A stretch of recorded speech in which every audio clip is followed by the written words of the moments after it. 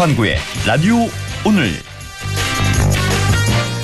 여러분 안녕하십니까, 허환구입니다. 어제 국회 대정부 질문에 출석한 한덕수 국무총리 발언에 깜짝 놀라신 분들 꽤 많으실 것 같습니다.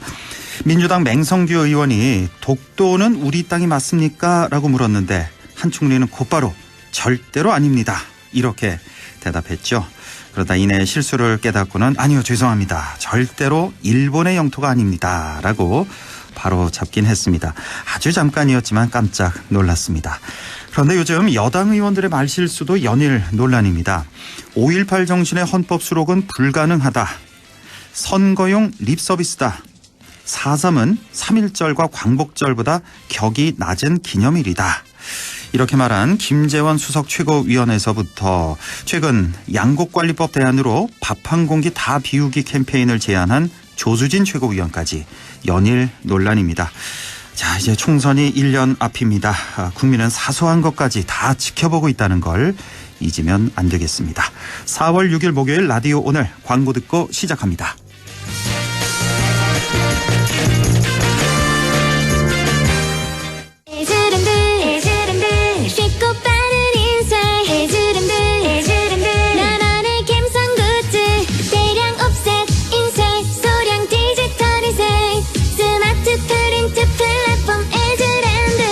원하는 만큼 필요한 만큼 인쇄 에즈랜드. 도전이 없는 이변은 없었다. 가슴 뛰는 모험을 향한 완전히 새로운 모빌리티. Go Different. KG 모빌리티. KG 모빌리티 그 첫 번째 시작. 토레스 EVX 사전 계약 중. 5월 가정의 달을 맞아 관절 건강 호건음 프리미엄 골드가 사랑 가득 감사 세일을 준비했습니다. 세 박스를 구입하시면 한 박스를 더 드리는 특별한 기회. 사랑하는 부모님께 건강을 선물하세요.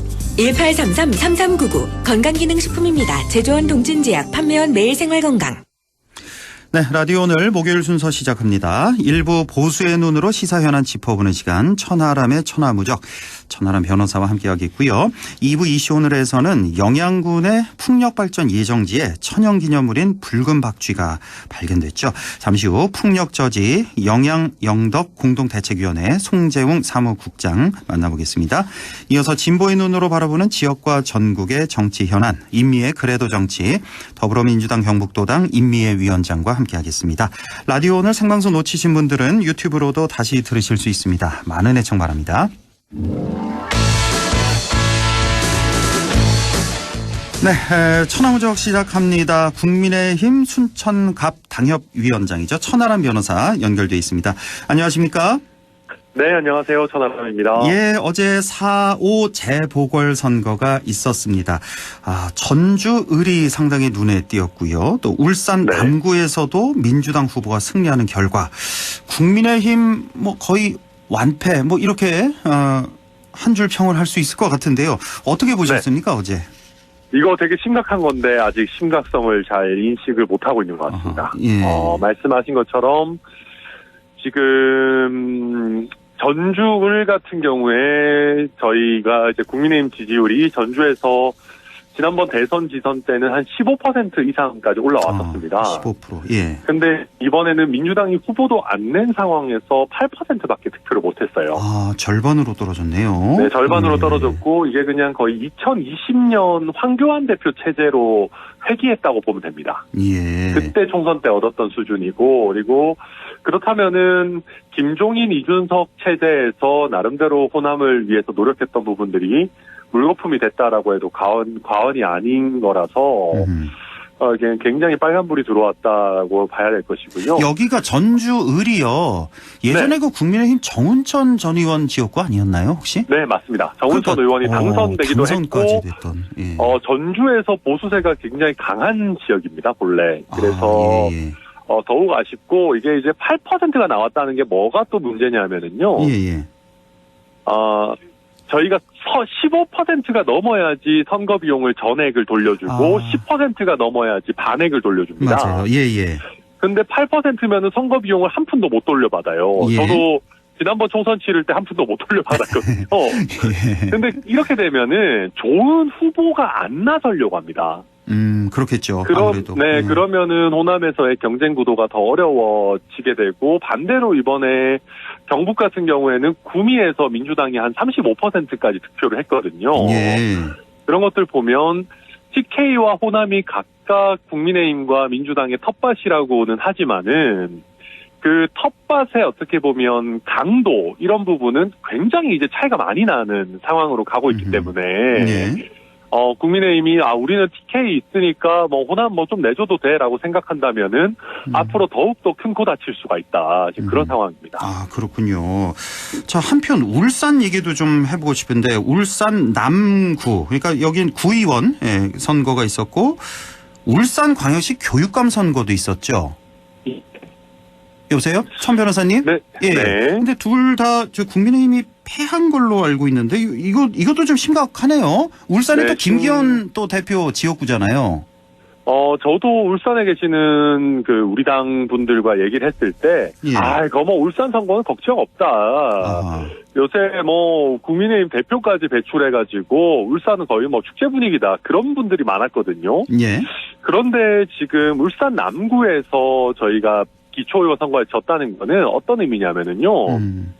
정당 지지율이 뒤진다는 얘기입니다. 아하. 그러니까 이게 기초의원 선거니까 뭐 까짓 거 질 수도 있지 이렇게 생각하시는 분들이 계시는데 예. 오히려 국회의원 선거보다 기초의원 선거는 당 이름만 보고 투표하시는 분들이 더 많습니다. 그렇죠. 예. 아무래도 기초의원들 뭐 폄하하자는 것이 아니라 알기가 좀 어렵기 때문에. 그렇습니다. 예.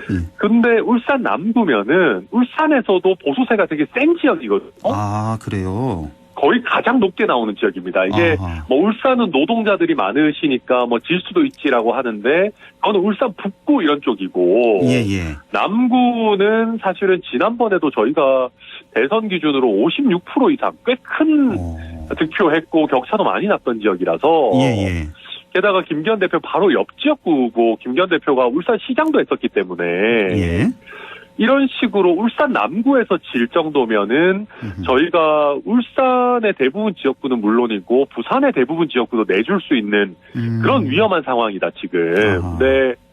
그래서 결국에는 특히 이제 PK 지역 같은 경우에는 우리가 국민의힘이 우리 지지층만 지키겠다라고 한다고 해서 무조건 따라오는 지역이 아니고 예. 결국은 PK를 수성하기 위해서라도 보다 좀 중도 확장성 있는 방향으로 우리가 선회해야 된다. 그런 결과라고 저희가 말씀드릴 수 있습니다. 그렇네요. 최근에 뭐 대통령 지지율 내려가고 국민의힘 지지율 내려가고 이렇게 여론조사에서 나타났는데 이번 선거를 통해서 이게 입증이 된 그런 셈이라고 볼 수가 있을 것 같습니다. 자, 한편 조수진 의원 밥 한 공기 다 먹기 그 캠페인 이 발언까지 이어지면서 지금 최고위원들 설화가 계속 이어지고 있네요. 다들 아시다시피 김재원 최고위원 계속 있었고요. 조수진 의원까지. 자, 이렇게 되자 김기현 대표가 이제 엄중 경고를 하고 나섰는데 이제부터 당에 해악을 끼치는 모든 사람들 엄중히 다루겠다. 자, 이 설화 리스크 해결이 될까요? 최고위원들이 설화를 일으키는 걸 사실 미리 막을 방법은 없습니다. 예, 이게 뭐 실시간으로 라이브로 뭐 설화를 일으키는 거 어떻게 막겠습니까? 근데 이제 중요한 것은 설화가 있은 후의 대처거든요. 네, 예. 김재현 최고위원이 정강훈 목사 관련해서 설화를 일으켰을 때, 우리 당의 뭐 대표나 아니면은 뭐 이런 여러 어떤 주류의 대응이 너무 물렀던 것 아니냐. 그렇죠. 라고 하는 평가가 있었습니다. 예. 그래서, 앞으로도 설화 리스크가 나왔을 때 대표나 뭐 윤핵관이라고 하는 우리 주류의 명확한 선언이 있어야 된다. 그래서 이게 당의 공식 입장이거나 아니면 주류적인 입장이 아니라는 것을 명확하게 해야 되고요. 예. 또 한 가지는 저는 좀 그런 게 걱정입니다. 이게 무작정 징계를 한다고 해가지고 해결될 문제는 아닙니다. 왜냐하면 정치인의 발언이라는 것은 너무 또 징계를 의식해가지고 위축돼도 안 되는 것이거든요. 그렇죠. 그래서 어느 정도의 신중함은 기하되 또 어느 정도의 자유도 있어야 되는 것이기 때문에 좀 제가 봤을 때는 너무나 이렇게 또 윤리위에 의존하는 그런 형태로 가는 것은 좀 바람직하지 않다. 같이 말씀드립니다. 아마 많은 분들이 공감할 것 같습니다. 그 엄중 경고 당연히 나와야 되고 이게 좀 늦지 않았나. 처음에 그 김재원 의원 발언할 때 5.18 헌법 전문 그 발언할 때 그때 좀 나왔어야 되지 않았을까. 네, 그런 생각이 좀 들고요. 맞습니다. 자, 김기현 대표 국회의원 숫자 30명 줄이겠다라는 또 발언을 했는데 이 30명 줄이겠다는 게 뭐 지역구 줄이겠다는 겁니까? 비례를 줄이겠다는 겁니까? 이거 뭐 내용 좀 파악하셨어요? 아니요. 구체적인 내용은 저도 파악 못했습니다. 이 제가 의견에 대해서는 어떤 생각이세요? 줄이겠다. 저는 반대입니다. 반대. 사실 이거는 저는 포퓰리즘이라고 생각합니다. 그러니까 국회의원 숫자 줄이겠다라고 하면은 국민들께서는 속 시원한 부분들이 있으실 수 있습니다. 네. 그런데 우리가 국회의원들 꼴 보기 싫다고 해가지고 숫자를 줄이게 되면 국회의원 한 명 한 명이 가지는 권한은 오히려 더 커집니다. 그렇죠. 숫자가 줄으니까 권한은 네, 더 커지죠. 예. 당연하죠. 그러면 우리가 중요한 것은 300명이 됐든 270명이 됐든 좋은 사람들을 제대로 골라내가지고 적절한 절차로 공천을 하는 게 본질적인 문제입니다. 네. 그런 본질적인 문제는 다루지 않고 최근에 사고 치는 사람들이 늘어나니까 국회의원 숫자를 줄여버리겠다. 라고 가는 거는 저는 이거는 전혀 근본적인 해결책이 될 수 없다고 보고요. 예. 그러니까 이제 그러니까 표현이 그렇지만 그런 겁니다. 우리가 화장실이 지저분하다고 해가지고 화장실 숫자를 줄여서 되겠느냐. 네, 그래서 오히려 저는 국회의원 숫자를 늘려가지고 국회의원들 한 명 한 명이 갖고 있는 권한을 좀 분산시키는 것도 네. 예산이 늘어나지 않는 범위 안에서는 좀 고민해볼 필요가 있다라고 생각합니다. 그걸 현직 의원들이 지금 반대하는 건 아닙니까? 당연히 싫어하죠. 왜냐하면은 뭐 의사든 변호사든 숫자 늘어나는 거 좋아하는 사람 없습니다. 마찬가지로 국회의원들도 당연히 본인들의 숫자가 늘어나가지고 국회의원이 흔해지는 그런 결과는 그 누구도 원치 않을 겁니다. 자, 이 국회의원 숫자 화장실 비유 아주 딱 떨어지는 비유인 것 같고, 자, 요즘에 그 한동훈 장관 대정부 질문 이제 출석해서 좀 설화가 이어지고 있는데, 이번에 그 박용진 의원하고 그 설정 벌인 거 보셨어요 혹시? 네, 저도 뭐 다는 아니지만 하이라이트. 예, 뭐 기타 등등 해서. 그러니까 뭐 한동훈 장관만 나오면 뉴스거리가 되고 있는데 이 전체적으로요 이 한동훈 장관의 그 어떤 대답 있잖아요. 그 질문식으로 하는 그 대답, 질문을 듣고 또 질문으로 대응하는 여기에 대한 비판이 좀 많은 것 같은데요. 우리 천하람 변호사는 이 한동훈 장관 뭐 개인적으로 어떻게 평가하세요? 저는 한 두 가지 정도의 생각이 있습니다. 첫째는 우리가 국무위원들이 나와가지고 약간 하나만한 대답을 할 때들이 많았습니다. 그렇죠. 예.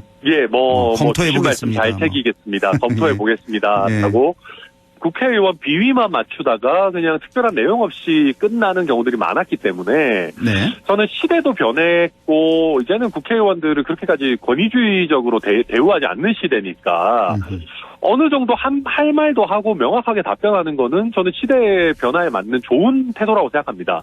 그렇지만 동시에 좀 어떨 때 보면은 너무 과하게 호전적인 것 아닌가 하는 어떤 느낌을 받을 때도 있거든요.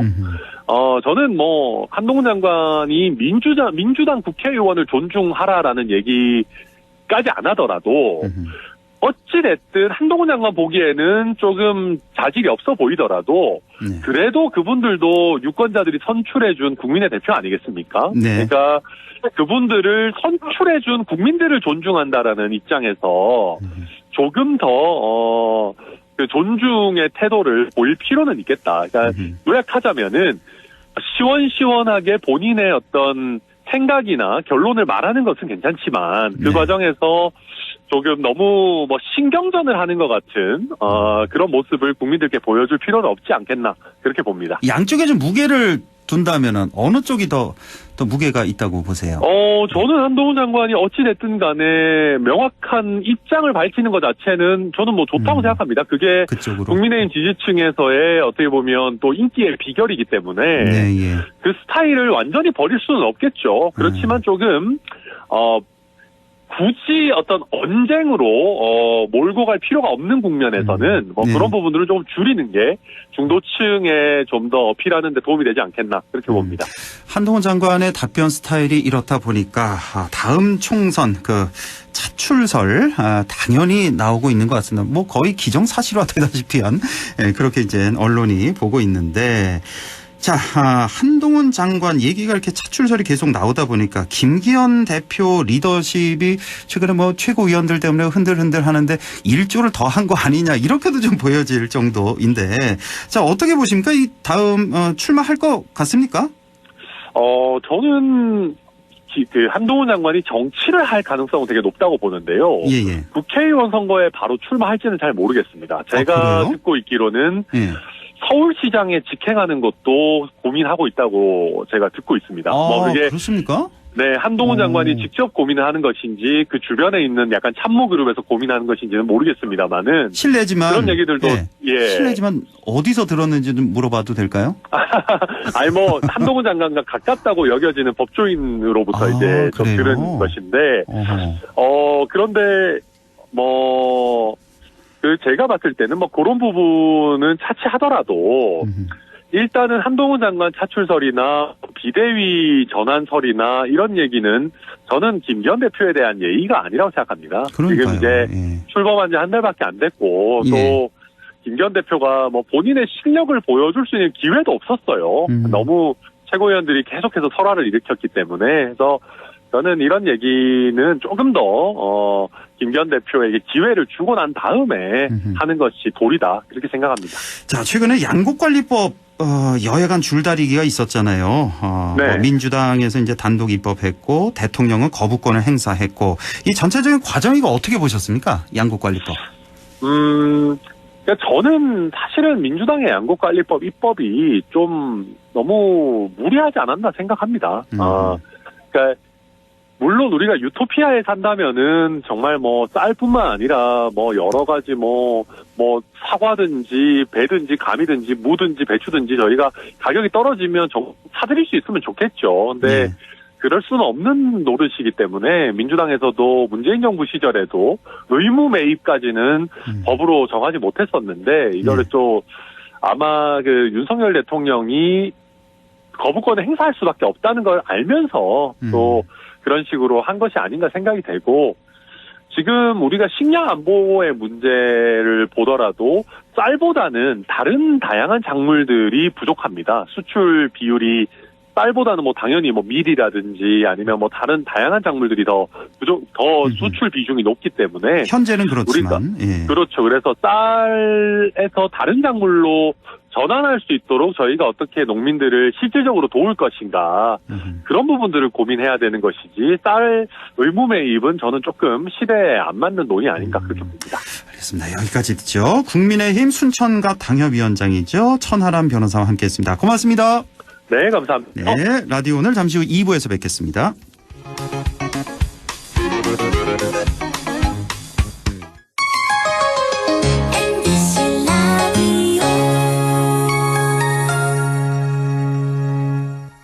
가구 살 땐 꼭 한번 가보자. 안동 명품 가구 백화점. 흑표 흑침대, 양성국 갤러리, 금성침대, 한국 가죽 소파, 장수돌 침대. 다양한 브랜드 가구를 한 곳에서 쇼핑할 수 있는 대형 가구 전시장. 안동 명품 가구 백화점. 오늘도 안전하게 음주운전 예방수칙 알려드립니다. 첫 번째, 술자리가 예정된 경우 미리 귀가 방법을 정하고 차는 가져가지 않는 것이 안전합니다. 두 번째, 음주 후 자전거나 전동 킥보드를 이용하는 것도 음주운전 처벌 대상에 포함됩니다. 세 번째, 과음을 한 다음 날에는 대중교통을 이용해 주세요. 숙취 음주운전 역시 처벌 대상입니다. 네 번째, 음주운전을 방조하는 경우에도 3년 이하의 징역형 또는 1,000만 원 이하의 벌금형에 처해질 수 있습니다. 적극적으로 말려주세요. 위험한 음주운전 미리 예방하여 소중한 생명을 지켜주세요.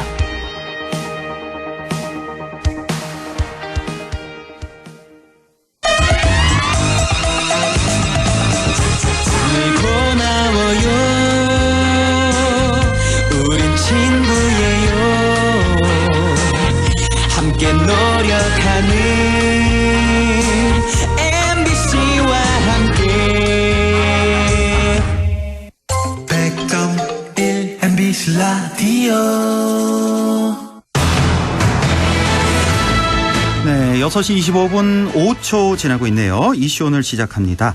영양군의 풍력발전단지 건립 예정지에서 천연기념물인 붉은 박쥐가 발견됐습니다. 이렇게 되면 풍력발전단지 건립이 쉽지 않을 것 같은데요. 과연 어떻게 된 일인지 좀 더 자세히 알아보겠습니다. 풍력저지 영양영덕 공동대책위원회 송재웅 사무국장 연결돼 있습니다. 자, 송재웅 국장님 안녕하십니까? 네, 안녕하세요. 네, 자 이번에 이제 풍력발전단지 예정지에서 붉은 박쥐가 나왔는데 네. 이 붉은 박쥐가 천연기념물 제452호란 말이죠. 이게 네. 영양군에서 발견된 게 이제 이번이 처음이라고 하는데, 자 이번에 붉은 박쥐가 서식하고 있다는 건 어떻게 알게 된 거죠? 네, 주민들이 붉은 박쥐 서식 사실을 알게 된 거는 여러 과정을 거쳐서 알게 됐는데요. 네. 먼저 지난해 11월에 주민들이 영양군 홈페이지에서 AWP 풍력 예정지에 대한 생태 자연도 등급 조정 공고를 보게 되었습니다. 예. 그런데 공고에는 멸종위종 1급 서식지가 추가되어 있었는데 어떤 멸종위종인지 구체적으로 나와 있지 않았어요. 예. 그래서 생태자연도 작성 기관인 국립생태원에 주민들이 정보공개 청구를 했는데 정보 공개된 자료에도 멸종위종 이름이 다 지워져 있었죠. 그래서 국회 환경노동위원회 정의당 이은주 의원실에서 국립생태원의 자료를 요구해서 멸종위기종이 붉은 박쥐인 것을 확인하게 됐습니다. 그래서 예. 그런 과정을 거치면서 시간이 꽤 오래 걸리게 됐죠. 아 그러면은 이 국립생태원에서도 붉은 박쥐가 나왔다는 걸 알고는 있었겠네요. 네네, 그렇죠? 알고 예. 있었죠. 예. 그러니까 이름 다 지워놓은 거 보니까. 예. 네네. 자, 캐나다의 한 연구에 따르면 그 풍력발전기 회전 날개 인근에서 발생하는 음압, 예, 이 음압이라는 게 있는데 이 네네. 음압이 박쥐의 폐를 터뜨릴 수도 있다면서요. 네네네. 그 내용이 지금 풍력발전기의 날개 한 개의 길이가 50m가 넘는데요. 예. 이게 보통 풍력발전기가 그런 날개 3개를 설치하게 되는데 예. AWP 풍력의 경우에는 더 커서 용량이 커서 날개 한 개의 길이가 68m고 예. 회전 직형이 138m입니다. 그래서 예. 보이기에는 날개가 천천히 도는 것 같지만 날개 끝은 초속 65에서 70m의 속도로 돌아갑니다. 아, 즉 그래요? 시속 200km가 넘는 거죠. 아, 우리가 왜 자동차 100km로 달려도 엄청 빠른데 네, 이 날개 끝이 시속 200km로 도는 거예요?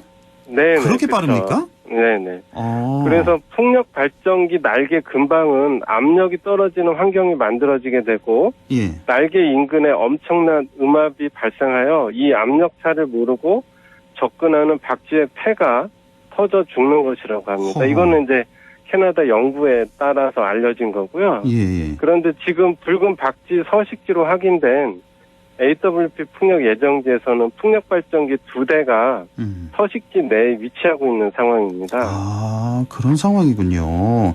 그러니까 우리가 네. 왜 풍력 발전기 날개 보면 워낙 좀 멀리서 보게 되니까 날개 하나가 이렇게 긴 줄 몰랐는데 한 네. 50m에서 이번에 뭐 AWP 풍력 같은 경우는 한 68m까지 되는데 날개 네. 하나가 네. 이게 천천히 도는 것 같아요. 근데 날개 끝은 시속 200km가 넘는다. 그렇게 네, 빨리 돈다. 네네. 그 실제 옆에서 들어보면 그 소리가 나죠. 굉장히 웅웅대면서. 엄청나게 크죠. 예, 돌아가는 빨리 돌아가는 소리가. 워낙 날개가 길다 보니까 이게 빨리 돌아가는 걸 느끼지 못했는데 이런 네. 과정에서 엄청난 음압이 발생하고 여기에 박쥐 폐가 터져버릴 수도 있다. 예, 이런 네. 발표가 있었고요. 자, 붉은 박쥐는 멸종위기 야생생물인데요. 이렇게 되면은 네, 뭐 네. 풍력 발전단지 조성 중단되는 건가요? 어떻게 되는 겁니까? 네. 지금 AWP 풍력 사업 허가 절차가 진행되고 있지 못하는 상태입니다. 예. 왜냐하면 지난해 10월 국정감사에서 환경부 장관이 AWP 풍력 사업에 대해 재조사하기로 결정을 했고 4월 17일부터 21일까지 붉은 박쥐 사냥, 식생, 수리부엉이 등을 포함한 여러 쟁점에 대해 환경부 검토기관 전문가 이은주 국회의원실 주민 사업자 등이 참여하는 공동 현장 조사가 진행될 예정입니다. 네. 그래서 그 공동 현장 조사 결과를 가지고 환경부, 평가서 거짓 부실 검토위원회 개최 여부의 필요성을 결정하게 되고 그래서 거짓 부실 검토위원회가 개최되면 검토위원회 판단 내용에 따라 사업의 진행 여부가 결정되게 됩니다. 예. 그래서 거짓 부실 검토위원회에서 사업자가 제출한 평가서가 거짓이 아니라고 판단할 경우에는 사업이 그대로 진행이 되고요. 예. 사업자가 제출한 평가서가 거짓이라고 판단할 경우에는 재평가를 받아야 합니다. 근데 이게 중요한 게 재평가를 받게 될 때는 지금은 환경영향평가 주관기관이 환경부인데 예. 재평가에서는 한국환경연구원으로 바뀌게 되고요. 또 평가서 작성 업체도 지금처럼 사업자가 선정하는 것이 아니고 사업자는 비용만 되고 평가서 작성업체 선정은 한국환경연구원에서 하게 됩니다. 아, 그렇군요. 네네. 그러면 혹시 지금 왜 환경단체에서는요, 네. 환경부에 대한 불신이 좀 크지 않습니까? 아무래도 지금? 그렇죠. 예. 그러면 만약에 한국환경연구원으로 주체가 바뀌게 된다면 여기는 좀 믿을 수 있다 이렇게 보시는 겁니까? 왜냐하면 한국환경연구원 같은 경우는 환경부 산하가 아니고 예. 국무총리 산하의 환경영향 평가랑 정책을 전담하는 예. 기관이거든요. 아하. 그래서 지금까지 한국환경연구원이 검토한 그 사업에 대한 검토 의견들을 봐도 예. 어떤 생태적인 문제에 대해서 좀 원칙적인 입장을 그래요? 계속 밝혀왔죠. 그래서 예. 설악산 케이블카나 제주 제2공항이나 AWP 풍력 사업에 대해서는 분명하게 입지 부적정, 그러니까 부동의 의견을 계속적으로 밝혀왔죠. 그렇습니까? 뭐 똑같이 네네. 정부 산하 기관이긴 하지만 상당히 독립적인 그런 모습을 보여왔다. 한국환경연구원은. 예. 자, 사업자 측에서는 지금 뭐 사업 예정 지을 때 식생 보전 가치가 미흡하다. 그리고 멸종 위기종이 발견되지 않았다. 이런 이유로 지난해 4월이었죠. 영양군에 생태 자연도 등급 수정 및 보완 신청을 하기 위해서 현지 조사를 요청했다라고 하는데 자, 지금 사업자 측에서는 어떤 입장을 보이고 있습니까? 네, 이게 이제 모순적인 게 그래서 사업자가 제출한 이제 그 요청에 의해서 이제 지난해 9월 현지 조사 과정에서 국립생태원 현장 조사원이 나무에 매달려 있는 붉은 박쥐를 발견하게 된 거거든요. 예. 그런데 이제 지금 사업자가 어떤 입장인지는 주민들이 뭐 접촉을 하지는 않기 때문에 확인할 수는 없지만 꽤 불편한 입장일 거라고 추측은 하고 있습니다. 예. 자, 그런데 현재 예정지에는요, 붉은 박쥐뿐만 아니라 다른 멸종 위기종과 야생 동물들이 많이 살고 있다면서요? 네, 그렇죠. 그래서 2017년에 이 AWP 풍력 사업이 부동이 됐었거든요. 예. 그래서 그런 이유로 부동이 되었었는데 그때 환경부의 부동의 사유가 생태적 연결성이 뛰어난 낙동 정맥과 다양한 멸종위기종의 서식지인 생태자연도 1등급 지역 등 환경적으로 보존 가치가 우수한 산림 지역을 대규모로 훼손하여 풍력단지를 조성할 경우 회복할 수 없는 자연환경 훼손, 생태적 연속성의 단절이 우려된다. 이런 사유였거든요. 예. 그런데 2017년에 비해 변화된 상황이 없고 오히려 새롭게 산양 서식이 확인됐는데도 조건부 동의가 됐던 것입니다. 예. 그래서 이은주 국회의원과 여러 언론에서 문제제기를 하는 상황이 되니 환경부 장관이 지난해 10월 국정감사에서 이 AWP 풍력 사업에 대해 재조사하겠다고 한 것이죠. 예. 그래서 AWP 풍력 예정지에는 멸종 위기종인 사냥, 밤비, 삭, 하늘다람쥐, 수리부엉이 등이 살고 있는 게 확인됐고요. 예. 이 중에 사냥, 하늘다람쥐, 수리부엉이는 천연기념물이기도 합니다. 그런데 이런 생태적으로 우수한 지역에서 산등성이를 최소 30m 폭으로 깎고 거기에 콘크리트를 부어서 풍력 발전기를 세우는 게 누가 친환경 에너지라고 할 수 있겠습니까? 이게 상식적으로 말이 안 되는 거죠. 알겠습니다. 이제 이 멸종 위기종이 이렇게 발견된 만큼 뭔가 좀 변화가 필요할 것 같은데 지금 영양군이나 환경부에서는 어떤 입장을 보이고 있습니까? 네. 그 예정지에서 멸종 위기종 1급이 추가로 발견된 거는 굉장히 중요한 상황이거든요. 예. 왜냐하면 사업자가 제출한 평가서에는 서식하지 않는다고 했는데 찬양은 주민들이 서식을 확인했고 붉은 박쥐는 국립생태원 연구원이 확인을 한 것입니다. 예. 그러니까 이런 사실은 사업자한테 돈을 받은 업체가 작성한 환경영향 평가서가 얼마나 거짓이 많은지를 단적으로 보여주는 것이죠. 예. 그래서 현재 우리나라 환경영향 평가 제도의 문제점이 지금 사례처럼 그대로 드러난 것인데요. 예. 우리나라도 외국 사례처럼 환경영향 평가서를 공신력 있는 기관에서 작성한다면 이런 갈등이나 문제가 많이 줄어들게 됩니다. 예. 그래서 현재 환경부에서는 국회 환경노동위원회 정의당 이은주 의원이 요구한 대로 4월 공동 현장 조사에 붉은 박쥐에 대한 조사를 추가하겠다는 입장입니다. 그렇군요. 예. 자, 풍력 저지 영양 영덕 공동 대책위에서는 앞으로 이 문제에 대해서 네네. 어떻게 대처해 나가시겠습니까? 네, 이렇게 생태적으로 우수한 지역에 그리고 해당 지역 주민들이 반대 서명을 통해 대부분 반대하는 사업이 추진된다는 것 자체가 말이 안 되는 거죠. 네.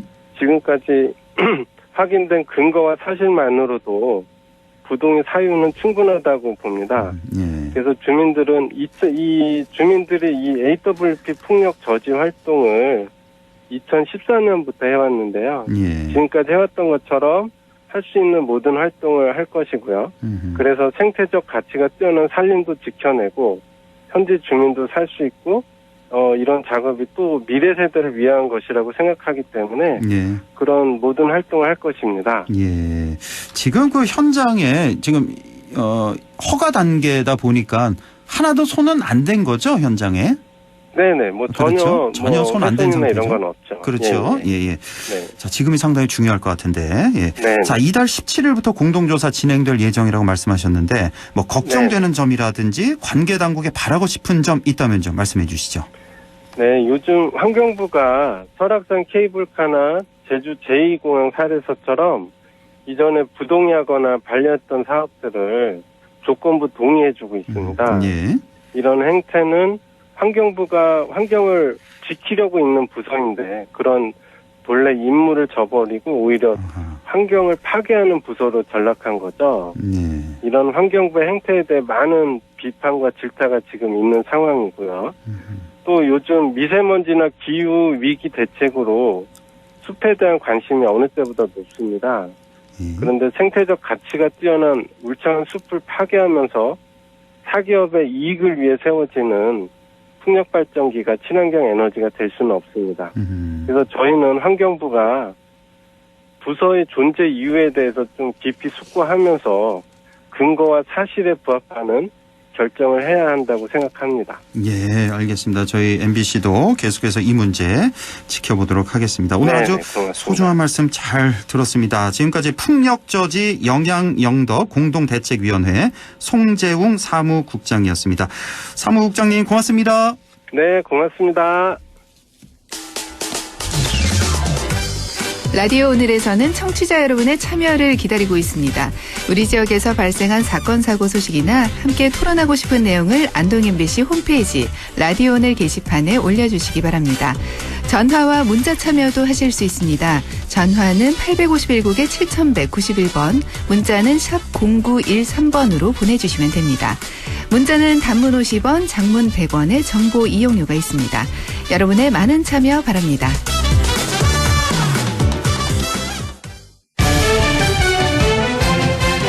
네, 임미의 그래도 정치 시작합니다. 진보의 눈으로 지역과 전국 현안 들여다보겠습니다. 자, 더불어민주당 경북도당 임미애 위원장 스튜디오에 나와 있습니다. 어서 오십시오, 위원장님. 네, 안녕하세요. 네. 임미애입니다. 자, 지금 여당발 최고위원들 리스크 계속되고 있습니다. 김재원 최고위원, 5.18, 4.3 관련 발언 있었고, 전광훈 목사 관련 발언도 있었고, 태영호 의원 4.3 발언, 또 최근에는 조수진 최고위원 그 밥 한 공기 다 비우기 캠페인 이렇게 제안했다가 여론의 화살을 맞고 있는데, 자, 잇따른 여당 최고위원들의 발언 어떻게 전체적으로 좀 어떻게 보십니까? 저는 이거 실수가 아니라고 생각을 하거든요. 그런데 자꾸 언론에서 이거를 실수라고 미화를 하고 있다고 생각을 합니다. 전 이건 실수가 아니고 오히려 극우 보수 집단을 향한 알리바이를 쌓는 중이다 이렇게 보고 있습니다. 아, 알리바이를 쌓고 있다. 왜냐하면 그런 발언들을 하고 있는 분들의 면면을 보면 실제로 태영호 최고위원 같은 경우에는 강남 3구에서 출마한 분이고요. 예. 그다음에 김재원 최고 같은 경우에는 대구에 선거를 준비하고 있는 분이거든요. 네.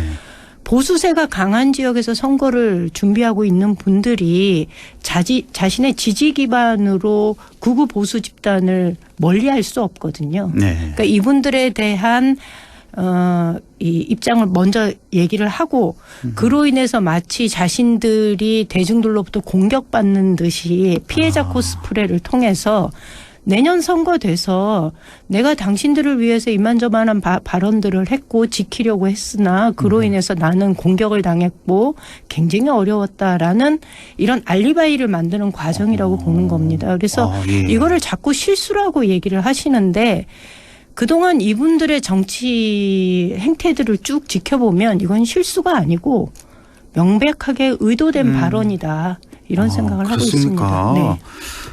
말실수로 뭐 생방 중에 갑자기 나온 말실수로 보는 분들도 상당히 많은데. 네, 그러면 그건 실수면 네. 한 번 정도면 그렇죠, 족하지요. 그렇죠. 실수가 네. 아니다. 이거는 의도된 거다. 네. 내년 총선을 보고 있다. 그럼요. 보수 지지자를 향한 내년에 발언들이다. 선거 때 한번 네. 지켜보세요. 아하. 피해자였다라는 식으로 분명히 나올 겁니다.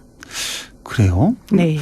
근데 일반적인 생각으로는 이렇게 무리를 일으켰는데 과연 내년에 공천이나 받을 수 있을까 좀 이런 생각도 좀 드는데. 아니에요. 그거는 그렇게 걱정하지 않으셔도 될 것 같습니다. 그래요? 이건 뭐 100% 공천 받을 거다. 네. 그렇습니까? 예. 사실 근데 이런 발언들이요. 이제 뭐 취임한 지 한 달밖에 안 된 김기현 대표 그 리더십에 상당히 좀 상처가 되지 않나 좀 그렇게 저는 보고 있어요. 뭐 공개 경고도 했던데 사실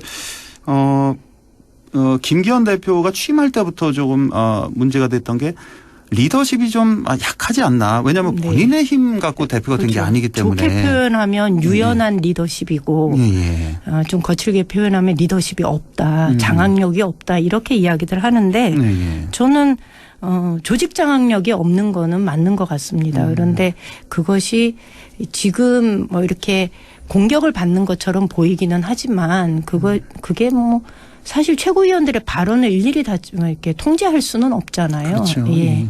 그런 거고 뭐 다소 김기현 대표가 어려움은 있을지 모르나 그로 인해서 그분이 타격받는 일은 그렇게 많지 않을 거다라고 그래요? 보는 거예요. 자, 최고위원들 발언도 있었고 그 한덕수 총리 발언도요. 좀, 네네. 예. 돌덩이 발언요. 그러니까 저는 독도는 우리 땅이라고 보십니까? 여기 절대 아닙니다. 이거는 제가 깜짝 놀랐어요. 다들 놀라셨어요. 근데 저는 사실 네. 이해는 해요. 누가 그렇게 생각하는 사람이 세상에 네. 어디 있겠어요. 근데 뭐 실수 그거는 정말 100% 실수로 한 네. 거고 이건 그냥 넘어가겠는데 걸림돌 발언 있잖아요. 네. 우리 그 강제징용 판결 네, 돌덩이였다. 이건 걸림돌이었다. 돌덩이였다. 이게 지금 해결된 거다. 이렇게 보는 시각이잖아요. 이거는 좀 심각한 것 같은데요. 그러니까 이분들의 그 정치 철학의 문제라고 보거든요. 네, 그러니까 예. 정말로 이 문제가 강제 동원 피해자들이 왜 문제를 제기하는지에 대해서 이게 전혀 이해를 못하고 있는 역사적으로 이해를 하고 있지 못하기 때문에 이런 발언이 나오는 거라고 보거든요. 그리고 그 대정부 질문에서 나왔던 뭐 그런 발언도 저는 저렇게 나이가 드셔서 집중력이 떨어지신 건가 아니면 정말로 야당 의원들의 이 질문에 대해서 너무나 이 긴장하지 않고 너무나 이 성의 없는 자세 이런 것들을 아주 단적으로 보여준 예인 것 같습니다. 그래서 저도 그거 절대로 아닙니다라고 얘기할 때 제가 깜짝 놀랐거든요. 근데 돌덩이 발언도 그렇고 야당에 대한 예의 그리고 국민에 대한 예의 공직자로서의 무게감 이런 것들을 전혀 가지고 있지 못한 분들 아닌가라는 생각을 해요. 공감하시는 분들 상당히 많을 것 같습니다. 예. 자, 양곡관리법. 예. 네. 이 얘기도 좀 안 할 수가 없는데 사실 그 조수진 의원 그 발언 때문에 밥 한 공기 발언으로 좀 묻힌 감이 있는데 네. 상당히 여야 간의 기싸움이었잖아요. 네. 근데 대통령의 거부권 행사로 이렇게 결말이 됐는데 지금 민주당에서는 재표결이라고 하나요? 네. 다시 표결하겠다 이렇게 반응이 나왔던 것 같은데요. 재표결은 사실 좀 쉽지 않고요. 왜냐하면 그게 재표결을 하려면은 출석 인원이 3분의 2가 되어야 돼요. 200명이. 그런데 출석 의원이요? 예, 출석 의원이 200명이 되어야 된다고 해요. 3분의 2가. 예. 출석을 해서 거기서 의결이 되어야 되는데 출석 인원 3분의 1을 채우는 거는 사실상 쉽지 않아서 아마 이 법안을 폐기하고 원래 민주당의 원안이 있었거든요. 예. 이번에 통과된 법은 국회의장이 중재한 법안이었고 상당히 좀 후퇴한 법안이라고 농민단체에서는 이렇게 그렇죠. 얘기를 하던데. 예. 예. 그래서 원안을 새롭게 발의를 해서 통과시키거나 이런 순서를 밟아야 되지 않을까라고 저희가 판단을 하고 있고요. 예. 제가 오는 길에 이제 천하람 위원장의 이 양곡관리법과 관련된 의견을 잘 들었는데 예. 저는 이 국민의힘의 정치인들이 좀 오해하고 있는 것 같아요. 어떤 점을? 예. 이 양곡관리법은 전제가 있는 거예요. 강제로 모든 남는 쌀을 수매하겠다라는 법이 아니고요. 애초에 재배 면적에서 쌀을 재배하는 면적을 좀 분리해내자라는 취지예요. 애초에 재배 면적에서 예. 쌀을 재배하는 면적을 분리하자. 그러니까 4만에서 5만 헥타르 가량을 예. 쌀 재배 면적에서 분리해서 타작물을 좀 재배하자. 콩, 옥수수, 밀, 보리, 사료작물 이런 것들을 재배를 좀 하자. 왜냐하면 이거는 자급률이 너무 낮으니까. 예. 그래서 타작물을 재배를 하면 실제로 우리가 1년에 먹는 쌀은 양이 정해져 있거든요. 그렇죠. 예. 네. 공급이 얼만큼 되어야 수요가 가능하다라는 것을 우리가 다 알고 있기 때문에 그 수요와 공급의 예측이 정확한 장목이 쌀이거든요. 예. 예. 그러니 남는 만큼을 재배 면적에서 분리해내고 그래서 쌀을 안정적으로 생산을 하자라는 것이 이 법의 취지예요. 근데 많이 알려지지 않았어요. 지금 그러니까 말씀하시는 이거를 게. 예. 자꾸 그런데 만약에 남았을 때 이것을 수매를 정부가 하도록 하자라는 것을 자꾸 강제 수매법이다. 그래서 이거는 자본주의 사회에서 시장 질서를 교란하는 법이다라고 한덕수 국무총리도 나와서 담화문을 발표했고 농촌경제연구원도 그런 식으로 얘기를 하고 하는데 윤 대통령도 그렇게 표현을 했습니다. 강제 수매법이라고. 그렇죠. 근데 이거는 아까 말씀드린 대로 전체 재배 면적에서 4만에서 5만 헥타르를 분리해내면 실제로 쌀이 남지 않아요. 그러니까 이거는 이명박 대통령 때도 3년 정도 해봤고 문재인 대통령 때도 18년, 19년, 20년도 3번을 해본 거예요. 해봤더니 분리해내면 쌀이 남지 않고 쌀값이 안정적으로 유지가 되더라. 쌀값이 안정적으로 유지가 되니까 21년도에 이제 안 해도 되겠거니 하고서 타작물 재배 지원 사업을 없앤 거예요. 그러면서 쌀값이 폭락한 거거든요. 그러니 타작물 재배 지원 사업을 하자. 쌀값이 떨어진 다음에 작년에 그랬잖아요. 쌀값이 떨어진 다음에 우리가 들어간 돈이 7,900억이에요. 7,900억 가량을 들여서 쌀을 수매를 하니 이미 늦은 상황이어서 쌀값을 유지하는데도 효과가 없었고 돈은 돈대로 들었고 그러니 우리가 애초에 재배 면적에서 분리해내기 위해서 필요한 예산은 한 2천억 정도가 되니까 그 예산을 가지고 타작물 재배 지원 사업을 하자. 이게 취지고요. 만약에 정말로 쌀값이 떨어지면 우리가 강제 수매라고 얘기하는 의무 수매 조항은 일종의 안전장치라고 보는 거죠. 왜냐하면 원래 수매할 수 있다라고 되어 있는데 정부가 작년에 안 했었거든요. 그러니까 쌀값이 떨어졌던 거고. 그러니까 이거를 강제 수매다 이렇게 생각하지 말고 최소한의 안전장치다라고 생각을 하시면 실제로 사전에 분리해내면 쌀값 폭락의 사태는 발생하지 않습니다. 그럼 말씀하신 그 4만 5만 헥타르 분리한다는 타작물로 전환시킨다는 게 그게 혹시 매년 그 정도로 그렇죠. 한다는 얘기예요? 네네. 매년 4만 5만을 타작물로 전환한다? 네. 그러니까 매년 요게 원래 쌀 농사 짓던 사람들이 이제 콩이나 옥수수나 밀을 재배를 하면 거기에 쌀에 지원하는 둔에서 이 작물에도 지원을 해주는 거죠. 예. 이건 정말 많이 안 알려진 내용이라서. 그러니까 이게 국무총리가 나와서 저는 그 담화문을 들으면서 저렇게 국민들을 저 법을 왜곡해서 호도를 해도 되나? 그리고 농민들을 완전히 모렴치한 집단으로 만들었거든요. 그래서 국민과 농민을 분리해내는 저런 식의 정치를 하는 것이 책임 있는 국무총리가 나서서 저렇게 발언을 하면 되는가? 이런 생각을 좀 했었죠. 오늘 아주 중요한 말씀 해주신 것 같고 이 의견은 어떻습니까? 이렇게 정부가 우리 농민에 대한 예산은 한정돼 있는데 쌀 농사만 너무 이렇게 신경 쓰는 거 아니냐. 타 작물 재배하는 사람 아니면 뭐 가축을 키우는 사람 등등 농민들은 많은데 그러면 이쪽의 지원은 줄어드는 거 아니냐. 양곡관리법이 시행이 되면 이런 얘기도 있는 거 알고 계시죠? 예.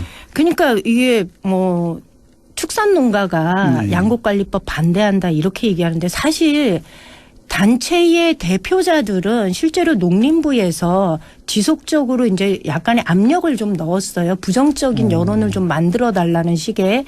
그러다 보니 그 회장을단을 비롯한 집행부에서는 이게 부정적인 얘기가 나왔지만 실제로 농가에서는 그렇지 않거든요. 축산농가인 저 같은 경우에도 이 법을 찬성을 해요. 왜냐하면 쌀 농사를 짓는 데에 들어가는 예산 정도라면 그것을 사료작물로 전환을 하면 저희 입장에서는 사료작물 자급률이 굉장히 낮기 때문에 훨씬 더 안정적으로 사료작물을 구입할 수 있는 거죠.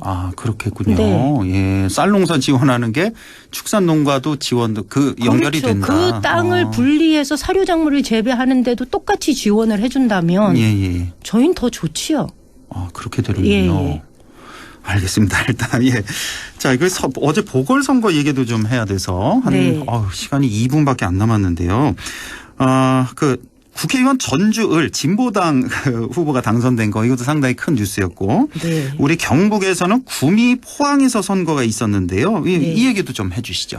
그 구미 선거를 치르면서 저희가 실제로 한 35%에서 37, 8% 나오지 않을까라고 예측을 했는데 35% 나왔어요. 그래서 저희는 그래도 지난 대선에 비교해서는 굉장히 많이 선전한 거다. 문제는 투표율이 너무 낮았어요. 그렇죠. 한 몇 퍼센트? 17% 정도여서 투표율이 너무 낮았어요. 다른 데 비해서도 더 낮았네요. 그러면. 그거는 단체장 보궐선거하고 국회의원 보궐선거하고 좀 다르거든요. 주민들이 느끼는 관심도가. 그래서 투표율이 너무 낮았다. 이런 아쉬움은 있고요. 그래도 저희가 뭐 당선은 안 됐지만 잘 싸웠다. 구미 당선은 국민의힘 후보가 됐고 포항은 어땠습니까? 포항은 민주당이 후보를 내지 못한 상황이었습니다. 여기 둘 다 도의원 선거였나요? 아니요. 포항은 기초의원 선거. 포항 시의원 선거였어요. 시의원이었고 구미는 도의원. 여기는 도의원이었고 포항에서도 역시 국민의힘 후보가 당선됐고 그렇군요.